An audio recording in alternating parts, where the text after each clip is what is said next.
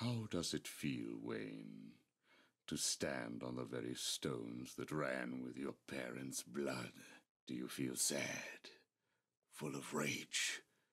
Or does that outfit help bury your feelings, hiding your true self? Oh, you are a truly extraordinary specimen.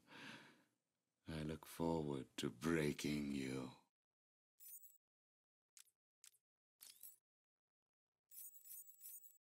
Ooh, I can't believe I didn't think of this earlier. A hotline straight to my bestest friend in the world. Just think, I can call you up whenever I get bored. I think our relationship is really maturing here. The next thing you know is we'll be exchanging emails or meeting up for romantic dinners. You have one missed call. Ring, ring. I was just remembering when it first occurred to me. It was about 6 months after you left me on that rooftop back at the asylum. As the bones knitted back together, I had plenty of time to think. So how do you keep a secret from the world's greatest detective? Well, do you know? It's easy. You stick it right in front of him, right under his long, pointy nose, and wait. I hope you're doing your best here, Bats, because I've just had a horrible thought. We could both actually die here tonight. Fortunately, the odds are weighted in my favor, but just imagine how you'll feel if I'm gone. It's not like you're not lonely enough, right? All that brooding is not good for you, you know. Do you have someone to go home to each morning? And I don't mean that kid you drag across the rooftops. I mean someone real, someone you can talk to. I don't think you do. It's sad, isn't it? You do all this for Gotham, and the only person you can rely on is me.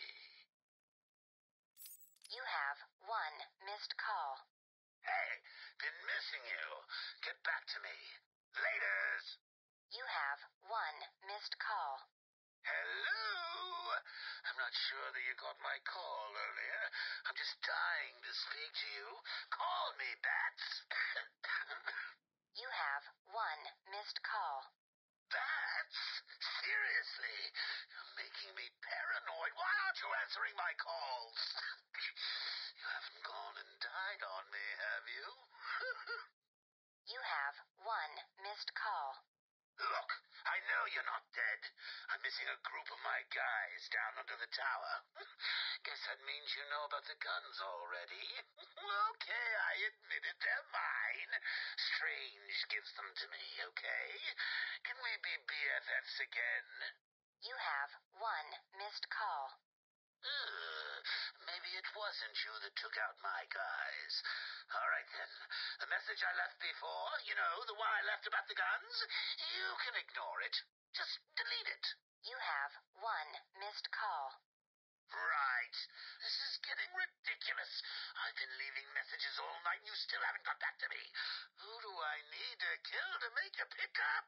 You have one missed call. And last, hey, Bats, where you been? I was just calling to find out how you're feeling. Are you getting the hallucinations yet? I know. It's hard to tell these days.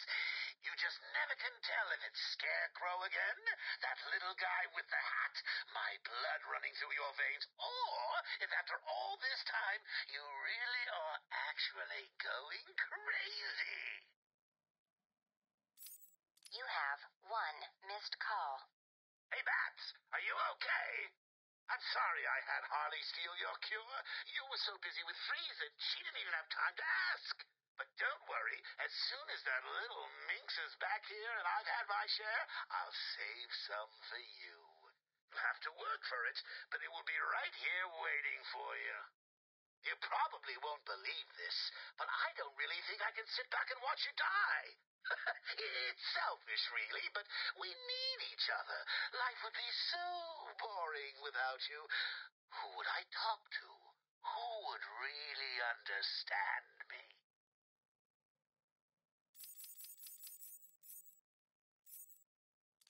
Hello? Anyone Anyone in there? No sense of humor. Ah, the strong and silent type, eh? Think you're safe behind that mask? Give me 20 minutes and a can opener, and I'll have you whimpering like a schoolgirl.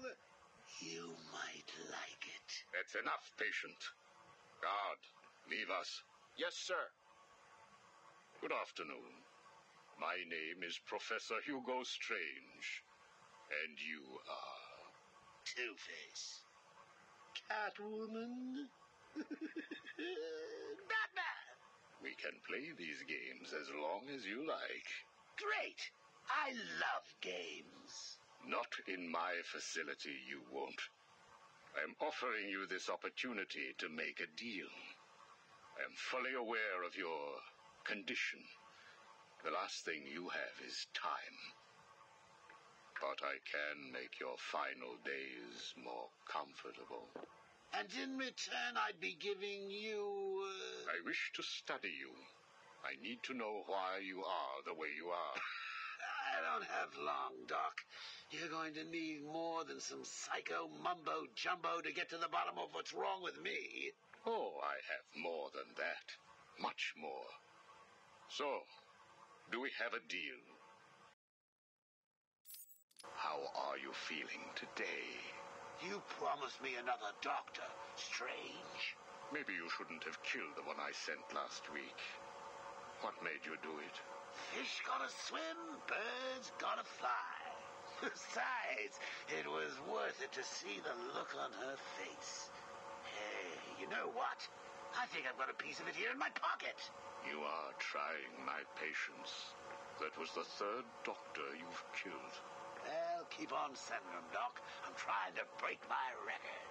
I think it is time for you to do something for me. Name it, Doc. Tell me how you came to be. Explain what made you what you are today. How you come to be sitting across the table from me. Dying. Is that all? Well, I guess you could say I once had a very bad day. Really? Go on. It was a Thursday night. Things had been getting worse. I was 3 days from the bank foreclosing on my home. The chemical plant I worked nights at was about to lay off half the workforce. And I was sitting in the hospital, holding the hand of my pregnant wife, wishing to God that she wasn't dead. That must have been upsetting for you. Probably was. Back then, though, all I knew was that if I didn't let old man Falcone's men into the plant that night, they'd have killed me too. So here's the thing. I had to decide. Could I live without her? Was there any point going on? I've got to admit it. I was scared. Not of being dead, you understand. No one would blame you if you were. It is perfectly common. Do I look common?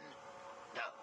I was scared of the part just before you die, when you don't know what is about to happen, when you're desperately clutching at life and trying to hold on with slippery, blood-covered hands. So I made a decision right there. And what was that? That is a story for another day, Strange. I think I may need to see a doctor. Get me one. You were telling me about the night your wife died. Oh, no, Hugo.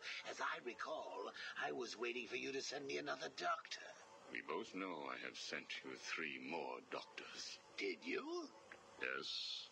One was left dismembered outside the elevator to my office. The other 2 have not been seen since they were sent to you. How careless. Listen, Doc. Professor. Okay, Professor. I'll give you a little more. I just hope you're taking notes. It's the day after, and I'm standing in the freezing rain, just staring at the chemical plant, feeling numb. Jeannie was dead. It didn't seem real.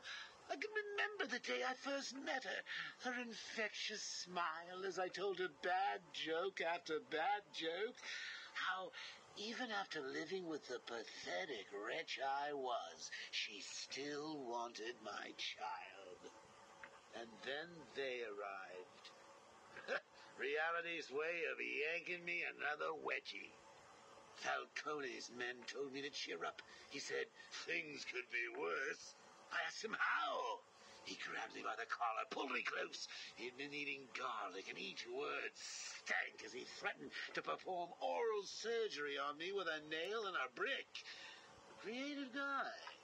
They hand me a box. I remember thinking it was heavy. Was it a bomb? A gun? I'd never used a gun before. Were they that heavy? And what was in the box? How's that doctor coming along? I'll get you one. And when you do, I'll tell you the rest.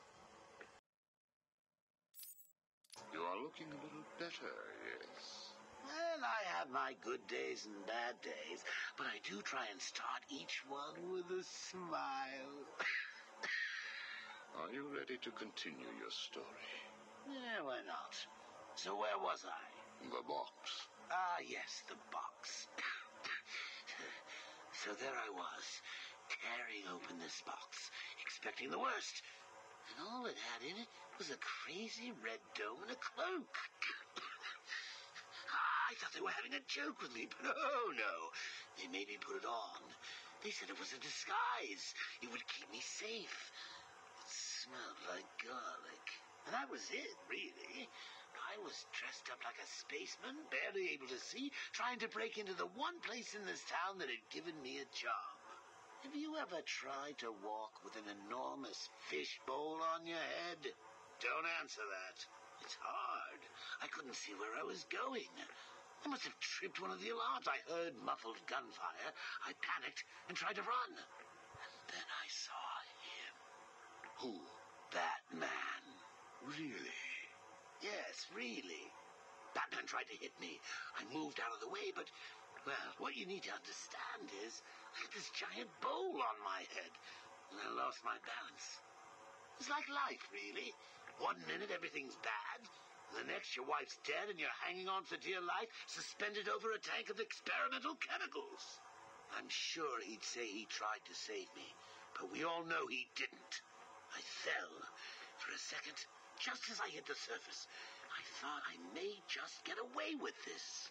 I assume that wasn't the case. Do I look like I got away with it?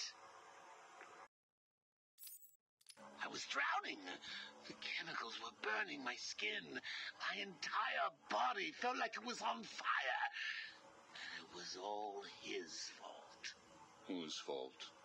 Batman's? Who else? Yours? Come again? Let me tell you what I believe. I believe that you have fabricated a series of events that you use to conceal the truth about your condition. I have read 12 different accounts of your past. All different, except for one detail. Batman. What can I say? I like to keep things interesting. A wise man once told me that if you have to have an origin story, you're better off making it multiple choice. And never facing up to the truth of what happened. What you did. How you got here. Oh, I know exactly how I got here. A big truck brought me here from Arkham. You remember the asylum, don't you? Of course. Well, good. Because I'd hate to think that I'd fabricated seeing you watching me in my cell all those times. Excuse me? Hugo, you merry maniac. You were obsessed with me. You all were trying to get in here. Next thing you'll tell me it wasn't you who sent old Sharpie over the edge. Nice work, by the way. Thank you. So here's the thing. If you want to make sure that no one else finds out about your past, you should start poking your nose into mine. Oh, and send me another doc. I think I need a second opinion.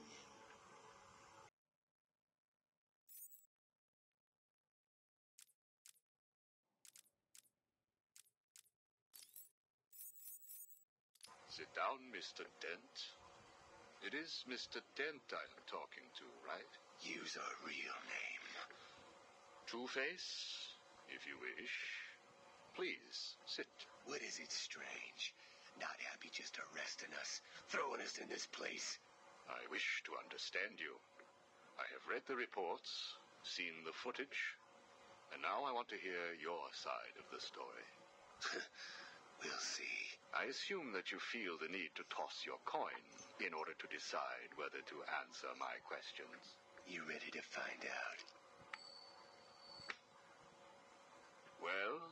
Came up bad. Sorry. Not a problem. Guard, take Mr. Dent's coin off of him. No! Good. Now let us see what fate has in store for you. I'll kill you for this. Really? Look at your coin. It wants you to tell me about that day in the courtroom.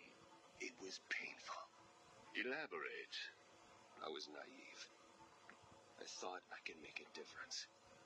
Falcone was going to go down for what he had done. But he had other plans. Look at my face. I am. A combination of first, second, and third degree burning. The scar tissue is quite fascinating. You think? And that is all it took to make you the way you are. Give me my coin. Not yet. What is it strange? Are you enjoying this? Not in the slightest. Let's go back further. You were a rising star, a beacon of light for this city. A white knight riding in to save it, with a dark knight not far behind. You can leave him out of this. He's wrong. They all are. No one understands the beauty of fate's hand. I'm grateful to Falcone. He gave me a clarity, a purity that few will know. Everything boils down to a simple choice. This way or that way. Good or bad. Do you really believe that? How could I not? Interesting. So all you need is this coin, and everything is simple? Give me it. What about this coin? Or this? Or these? What are you doing? Proving a point. Fate didn't make you answer my question. I did. I replaced your coin with my own. See? You answered me because I wanted you to. How is he today? The prisoner has been quiet. Since getting those coins, he has spent most of his time examining them. Good. Hello, Harvey. Are you ready to talk? Leave us. We don't want to talk. Not to you. Please, take a seat. I have one last thing to discuss, and then I will give you something in return. I don't know. I can't decide. It's too confusing. Of course it is. I want to talk about Mr. Wayne. Why? Indulge me. We don't like the guy. Hardly surprising. Did you ever consider that you were alike? A traumatic event created you. An equally traumatic event altered him. He's nothing like us. There's no risk, no danger. It's just money and girls. We should kill him. Maybe you should.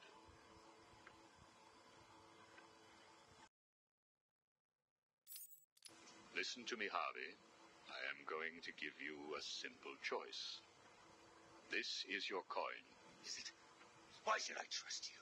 It was your father's, correct? You know every inch of it. When you close your eyes, you can feel it, can't you? Give me it, please. I want you to understand what I'm about to tell you. You believe that this coin determines the fate of your world. I, however, believe that your condition has always been present.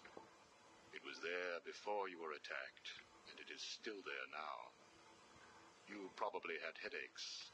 Your wife found you unpredictable, scary sometimes. Give us it. I'm going to throw the coin in the air. If you let it fall, I will do whatever I can to cure you. I will help you become the man you used to be.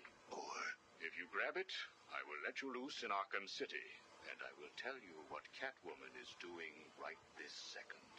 Can't decide. You have to. At this moment, Catwoman is preparing to steal the contents of the safe in your old campaign office. Bitch. We need to stop her. And you may. Goodbye, Mr. Dent.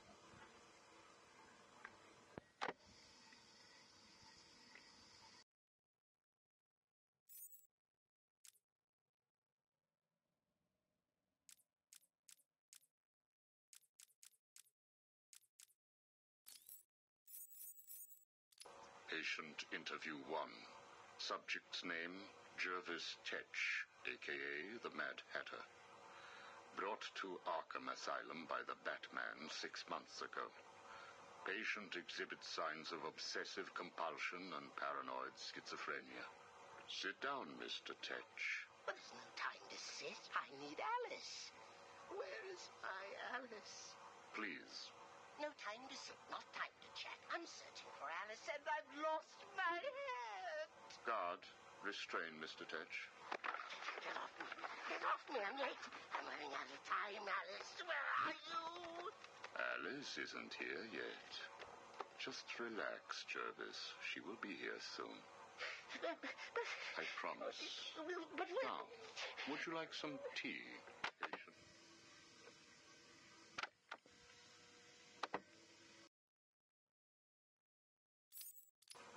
Is Alice here yet? No, I'm afraid not. Let us talk while we wait. You and I have much in common, Jervis. Really? Do you know Alice too? Unfortunately not. You and I both share an interest in the mind, do we not? I studied your papers, Jervis. You are quite brilliant. Truly an extraordinary mind. Oh, it doesn't matter. It's all just chemicals and synapses and rabbits and... Oh, where is Alice? You need to focus. Think about your work for a minute.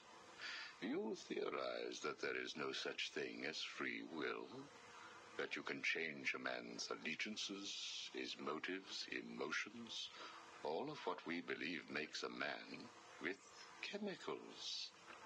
Your formula was really quite brilliant. That's why I used it. Well, how did you get it? Did Alice give it to you? Wicked girl. Nasty little thing. Is she here yet? Soon, Jervis, soon.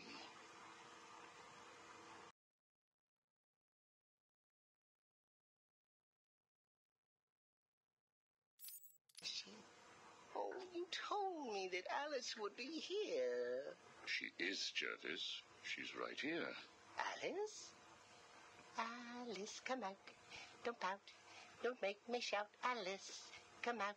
Where are you? Take a look at the pictures, Jervis. Who are these people? Look again. Oh, I don't know who they are. Oh, please, is Alice here or not? Look at the first picture. Look at the dress she's wearing. Look at the hair. It's Alice, isn't it? No. It can't be Alice. Alice has nice yellow hair and isn't covered in blood. I think you know exactly who this is, Mr. Tetch. I think you remember the night you lured Stephanie Williams back to your research lab. How you offered her tea. What happened then? No. You killed her, didn't you? No. She went first. It's okay, Jervis. It's all right to remember. How many Alices were there? I can't remember.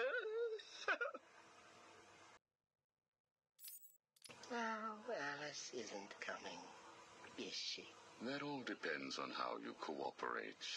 I have a little side project that I'm working on. I could use your help. My help? I can't help. I'll be late. Stay focused, Jervis. This facility is old, tired, full of ghosts. Ghosts? A figure of speech. Do not worry. Arkham Asylum will not exist forever. Its techniques are old, its mission outdated. I intend to create a new Arkham, an Arkham that will rise phoenix-like from the ashes of this one. Is there a fire? We should get out of here. I have arranged for some documents to be left in your cell. They outline a technique I propose to control the mind of, shall we just say, weaker souls. I cannot do it without rabbits. I need rabbits for my research, and tea, And Alice, I know. I have arranged for a number of test subjects to be at your disposal. They have been here at Arkham for so many years that no one will miss them. Shall we meet again next week? Oh, and I took the liberty of having your hats returned. I assume that will provide all the encouragement you require.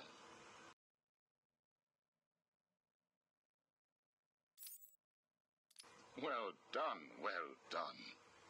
I must say you have outperformed even my wildest expectations. Yes. Did you see the people at my tea party? They all behaved themselves. Yes, they did, Jervis. I'm very pleased. I have just one last request to make of you. You must keep it a secret. Can you keep a secret, Jervis? With enough hats, I can stop people remembering secrets. Does that count? It will have to. I need you to pay a visit to Warden Sharp. He needs to come around to my way of thinking. To join our tea party? Exactly. I don't want to. Of course you do. How else will you get to play with Alice? What? I have a new assistant for you, Jervis. I had her brought in specially. Look at her. She's just through there. Oh, it's Alice. She's here. No, what are you doing? I need to see her. And you can, as soon as you do what I asked. Can I keep her? Of course. She'll be all yours. She's Alice.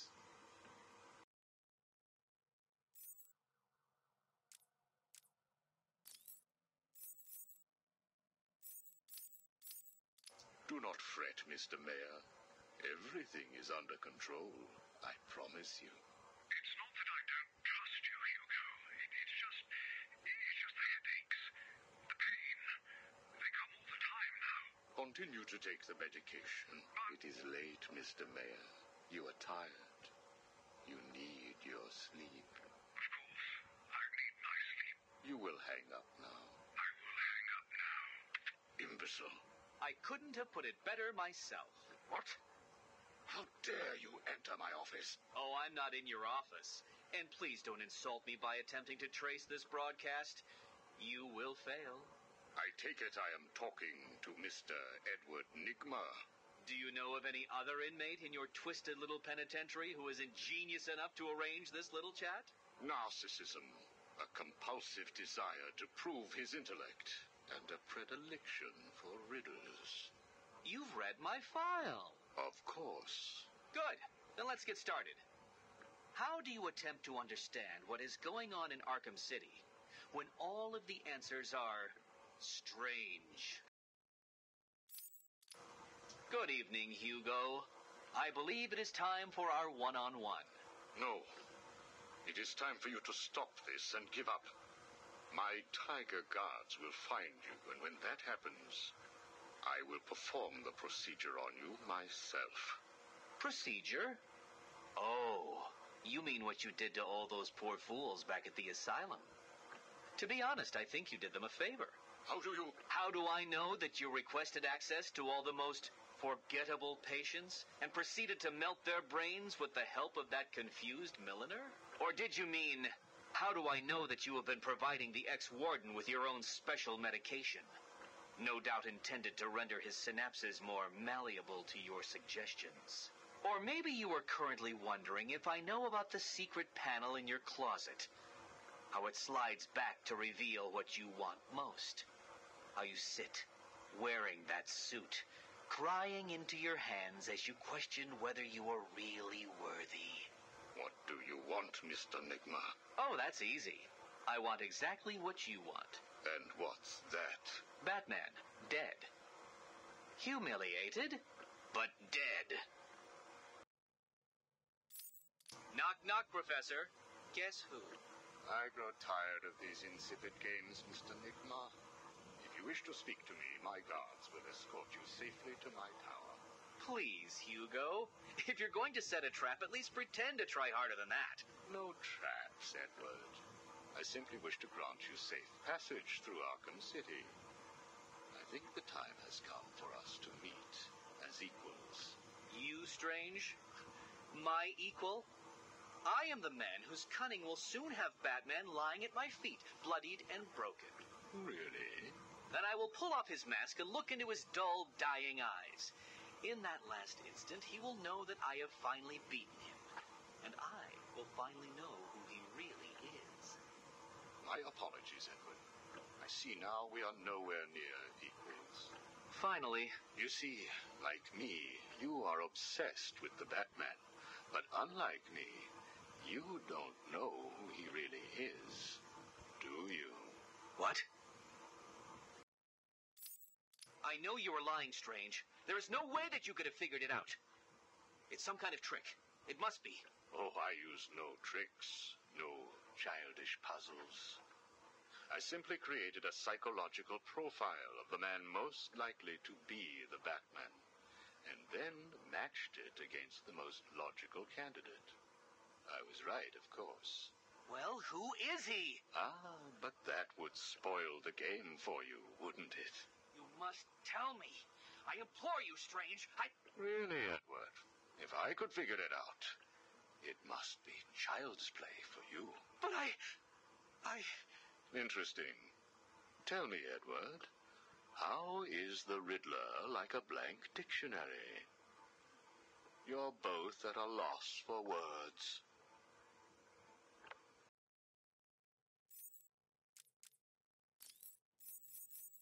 We found the prisoner attempting to break into your office, sir. I see. Leave us. Yes, sir. Well, well, as I live and breathe, Professor Hugo Strange. Your posters really don't do you justice. You really are far more evil-looking in real life. Charmed. Tell me, what do you plan to do, Miss Kyle? I assume that you were attempting to break into my office in order to retrieve your ill-gotten gains. You stole them from me. Hardly. The items were confiscated upon your arrest. Yeah, about that. This holiday camp of yours is quaint and all, Hugo, but I don't think I'll be staying too long. Escape is impossible. A girl loves a challenge. So do I.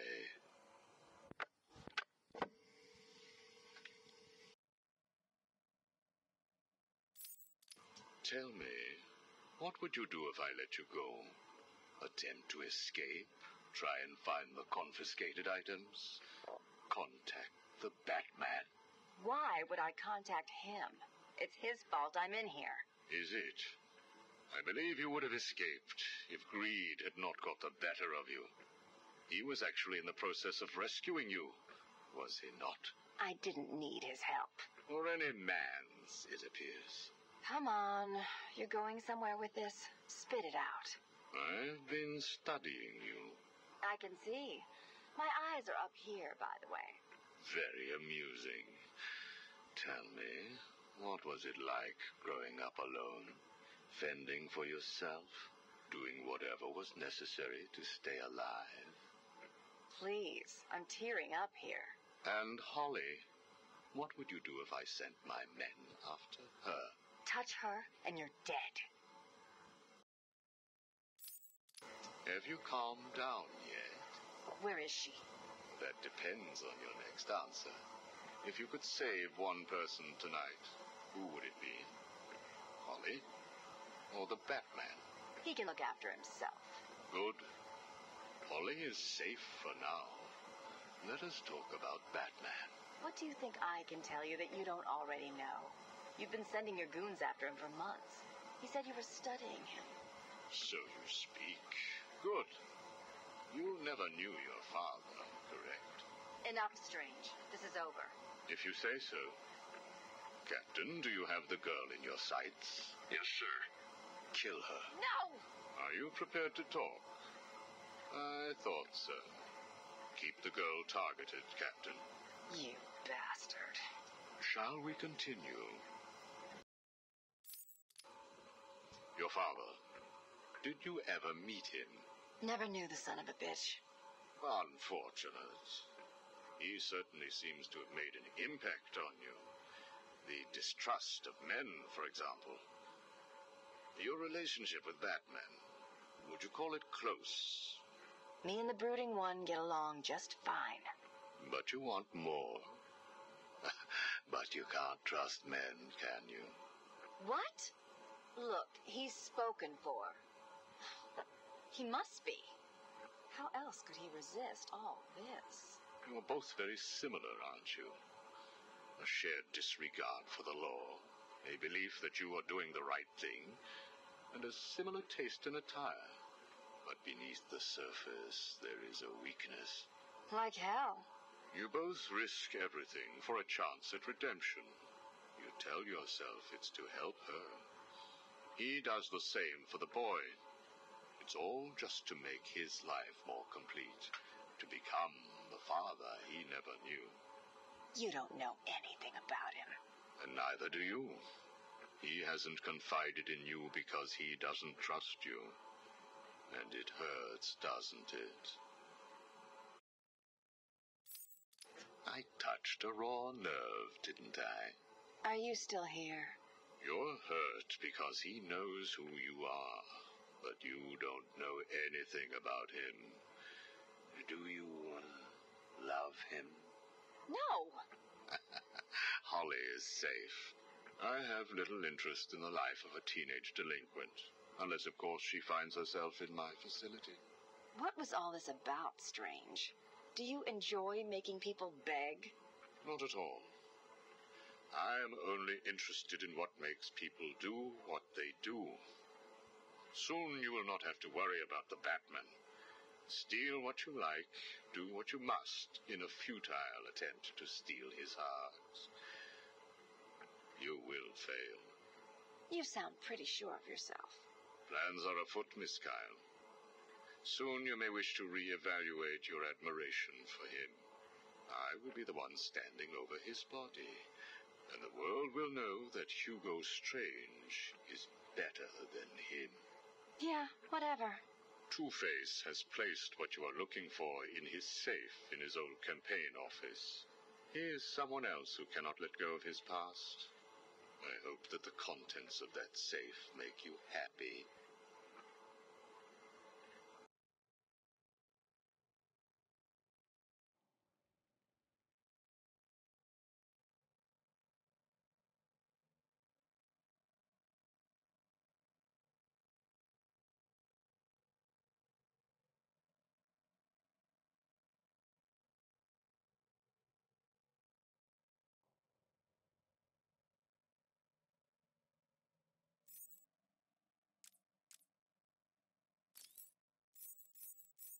Did I ever tell you about my first kill, Batman? No? As I am sure you are aware, my parents were dead and I was rich. So rich I could have anything I wanted, but of course, all I wanted was them back. I now know that that was impossible, of course, that their death served a higher purpose. But back then, I had yet to experience the joy of cold steel cutting through warm flesh. I had no idea how I could save these people from the relentless misery of their existence. You should have stayed that way. Really? Then I'll stop now. Find another telephone, Batman. Goodbye. You made it. I think I will continue my story. I feel the need to talk, to confess maybe. I was rich and alone, but not for long, of course. I took to gambling, or maybe it took to me. If only I had been good at it. I may not be where I am today. As my life spiraled out of control, I desperately formed a plan.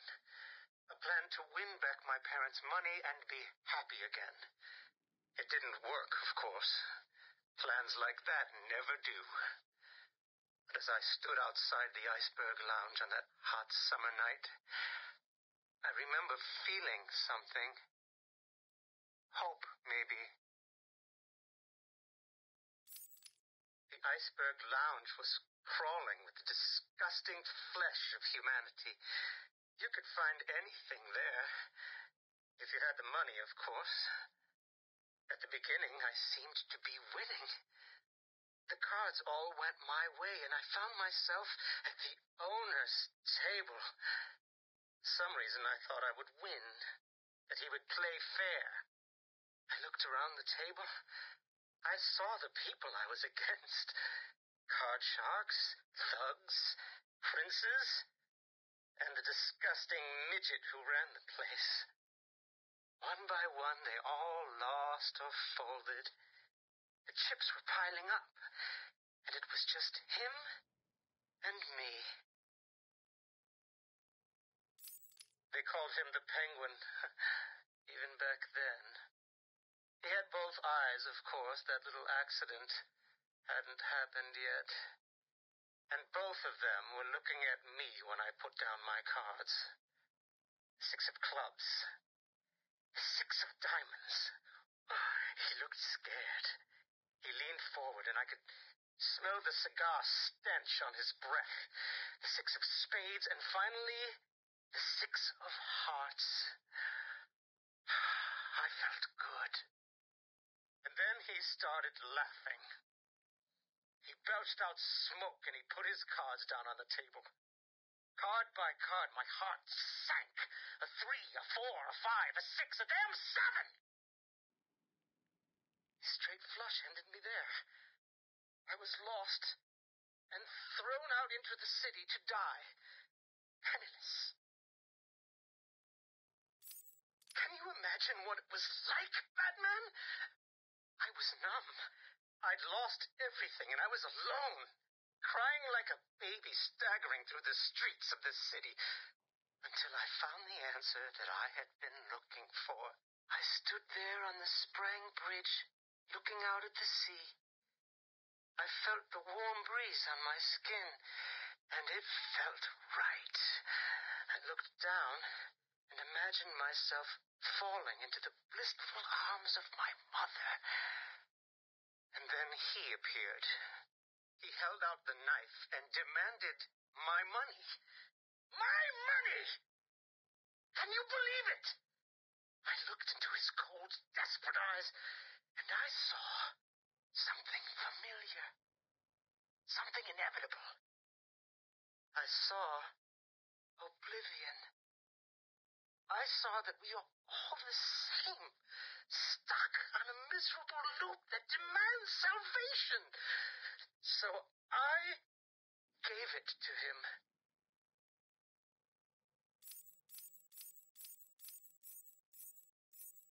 Can you imagine the vagrant surprise when I grabbed his knife from his hands? It was instinctive. It was beautiful. In one movement, I sliced out his throat and gave him the gift of salvation. It happened so fast, but I felt every joyous sensation. The blood sprayed over my face, and I saw what little life was left in his eyes leave. But then it was over. I felt lost. Like it had been meaningless. That no one would acknowledge my sacrifice. And then it happened. Without realizing what I was doing, I plunged the knife into my forearm and cut deep. It was incredible. I felt my body elevate to a higher place. It had become a temple to my work.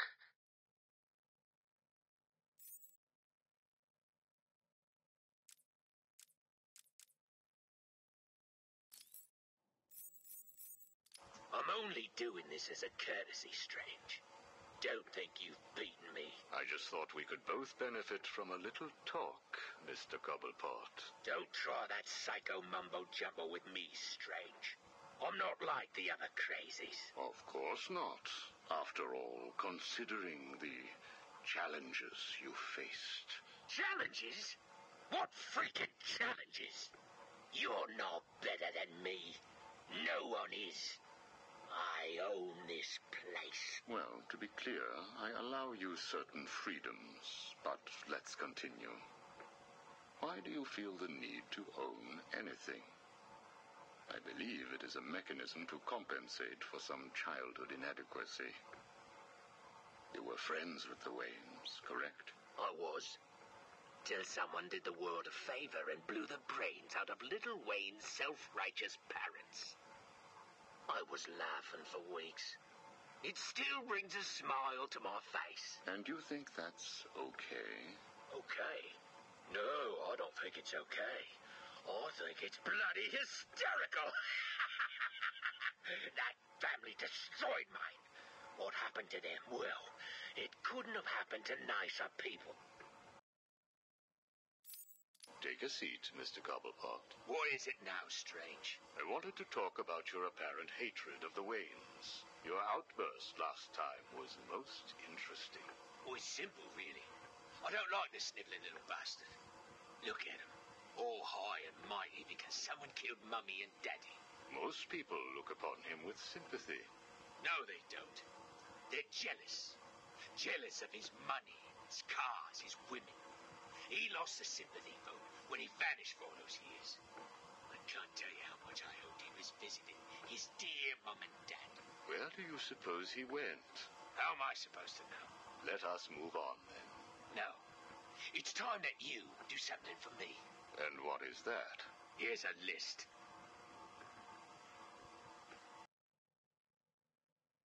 Told you, Strange. No more little questions until you give me what I want. Take a look, Mr. Cobblepot. Here is a purchase order for the various firearms you require. I must say, you chose an exotic selection. I only take the best. A wise strategy. So what's yours? Excuse me? What are you up to? Why would you give me of all people, guns, explosives, all this stuff? Arkham City is an experiment, Mr. Cobblepot. A new way of thinking. We've separated you from society, so I am more than willing to study the results if you all just decide to kill each other. Besides, your feud with the Joker is intriguing. I was here first. I bought my museum in the Iceberg Lounge fair and square. It was you and that Mayo who stuck us all together. Again, you refer to owning things. Quite fascinating. I believe we gave you the opportunity to leave. And take over my turf. Never.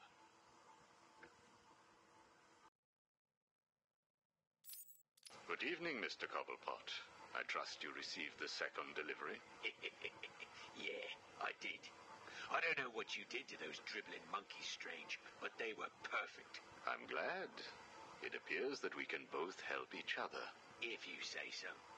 I suppose it doesn't hurt that by the time I'm done with them, they're usually in too many pieces for anyone to know what you're really getting up to in those rooms of yours.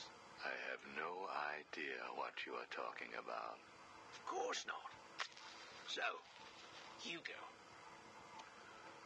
The clown. She really dying? It appears so. Self-inflicted, of course, but yes, he is.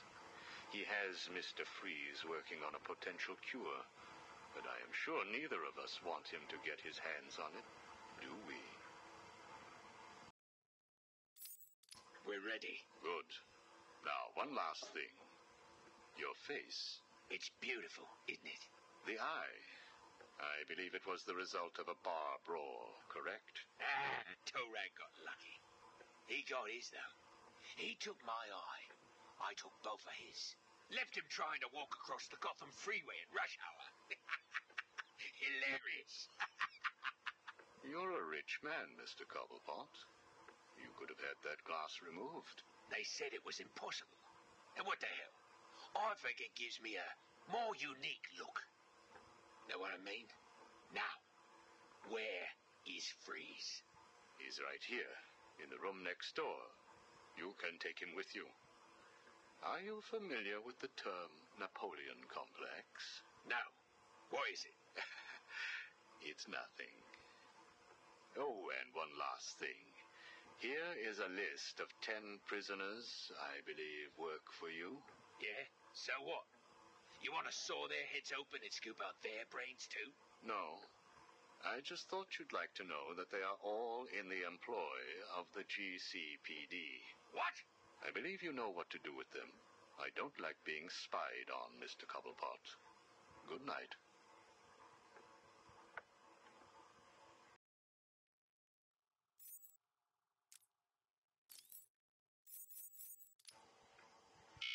Prisoner's here, sir. Very good.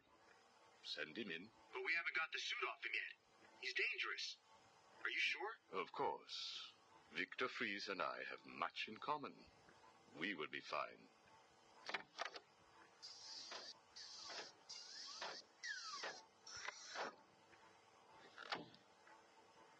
Welcome to my facility. Please, take a seat. I prefer to stand. Why am I here? Oh, Victor, there will be plenty of time for that later. Right now, I wish to get to know you. Discover how you came to have such a frosty outlook on life. I have nothing to say to you. You may have taken my weapons, but my suit still has considerable offensive capabilities. I will freeze the marrow in your legs. Each bone will shatter and fracture while you remain completely aware of your impending paralysis, begging me to end you. I don't think that you will do that, Victor. Really? Why not? Simple. If you hurt me, your wife will die.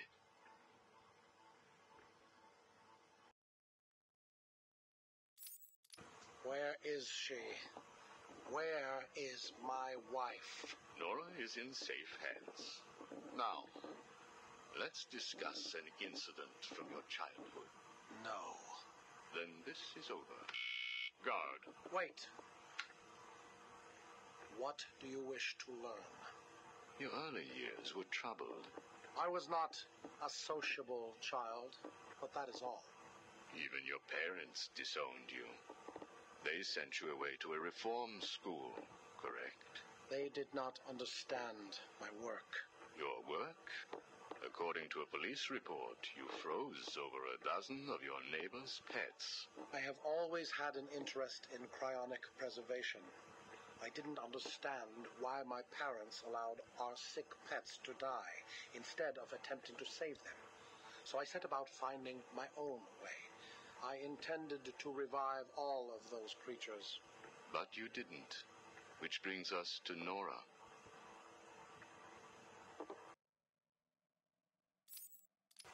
Have you ever seen a flower die? Watched something that was once so beautiful, so full of life, collapse and rot from within? You refer to Nora's illness. It seems like yesterday when I first found her. It all happened so quickly. Suddenly, I was losing her. Did you seek help? What about your employer, GothCorp? I hid it from them, diverting resources from GothCorp's research in an attempt to find the cure. But in the end, I failed. Time was running out. I knew that if I was discovered, Nora would die. Why take that risk? Do you know what it is to love someone? To really love them? No. Nora was all I could think of. I reran the diagnostics, re-examined every detail from every angle, certain that I had missed something. I cursed myself for being so blind, so stupid. Surely there was a cure. I just needed more time. Then I realized what I had to do. I had worked without sleep for a week.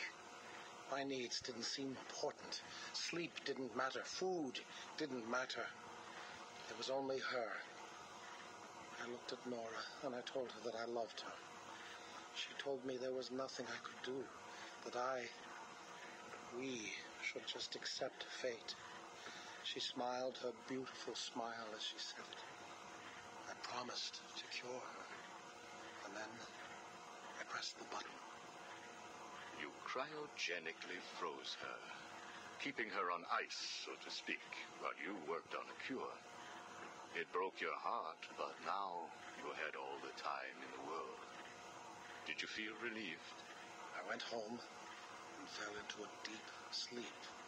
For the first time since we discovered Nora's illness, I dared to dream. But for weeks I had ignored my superior's attempts to contact me. The next morning I overslept. By the time I got to the lab, Ferris Boyle, the CEO, was there waiting. What did he do? He accused me of industrial espionage, which I denied. But then his guards found Nora. Boyle told me that, like all of my research, she belonged to him. I was enraged. I attacked him. His guards beat me back, and in the struggle, I was drenched by the cryogenic chemical I had created. I lay on the floor, helpless, watching the guards steal Nora away. Boyle told me it was a tragedy for such a promising mind to perish in a lab accident. Then he left me to die. But you survived. The chemicals were absorbed into my body and transformed my metabolism. My body went numb. I felt a strange tingling, then searing pain all over. Each breath ignited my lungs. I clawed my way back to a refrigeration unit, and as I closed the door behind me, I felt the icy chill calm my aching body. Things suddenly seemed clear. What seemed clear? Finding a cure for Nora? No. Revenge. Boyle would pay.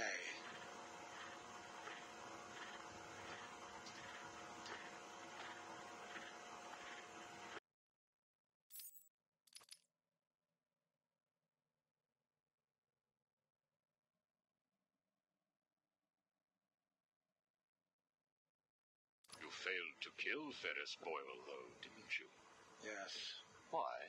You know why. Batman. Though he did return Nora to safety. Until you got her. See? There you go. Blame me, blame your parents because you failed to revive the neighbor's pets. Blame Ferris Boyle for spoiling your plans to cure Nora. Blame Batman for stopping your revenge against Boyle. And now, your Nora is in danger. Because of you. No, Victor. Because of you. You have always had a heart of ice. You stole people's pets. You stole GothCorp resources. And since then, you've stolen so much more for your own selfish scientific inquiries.